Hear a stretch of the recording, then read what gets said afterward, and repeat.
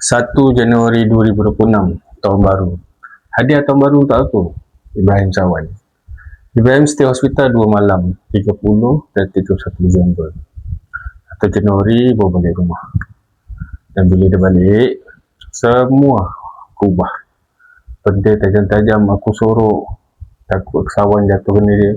Katil aku buang, takut dia jatuh kalau sawan jatuh katil. Tilam turun lantai, bilik tidur aku ubah, semua kebanyakan yang ubah. Dan aku terpaksa tidur bilik yang sama dengan dia setiap malam. Dan mulai hari tu, aku hanya boleh tidur bila dia tidur. Itu pun tak benar-benar tidur. Dia gerak sikit, aku bangun. Tangan dia gerak sikit, aku bangun. Dengar bunyi suara dia apa sikit, aku bangun. Automatik. Bukan benda yang aku buat-buat. Dia memang automatik.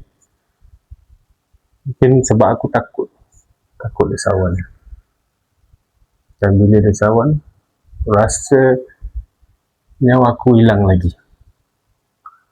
Wife tidur di sebelah, anak-anak lain okey, dan tinggal aku je dengan Ibrahim dan Ismail adik Ibrahim, dia tidur sekali. Kadang-kadang Ismail sedar bila Ibrahim sawan, tapi kadang-kadang tak. Dan masa tu doktor belum bagi ubat lagi. Aku jaga dia dengan tangan kosong, dengan doa, dengan tawakal. Bila sawan datang malam-malam, aku miringkan dia belah kanan, sapu-sapu belakang badan dia, aku baca Fatihah, sebut nama Allah, baca Al-Nasrah.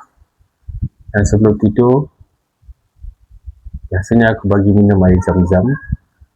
Dan air yang ustaz datang rumah, dia buatkan air untuk Ibrahim dan untuk satu keluarga aku. Aku buat semua yang ada, semua ikhtiar yang mampu. Lepas tu tawakal. Tapi ini belum habis lagi. Episod 3, aku cerita bila sawan datang 6 kali dalam sehari. Follow Papa Bunaya, follow aku. Kalau ada soalan, sila komen di bawah. InsyaAllah aku jawab. Bukan sebagai seorang pakar, bukan doktor, bukan seorang pakar, tapi sebagai ayah. Okay? Assalamualaikum warahmatullahi wabarakatuh. Jumpa dalam episod 3.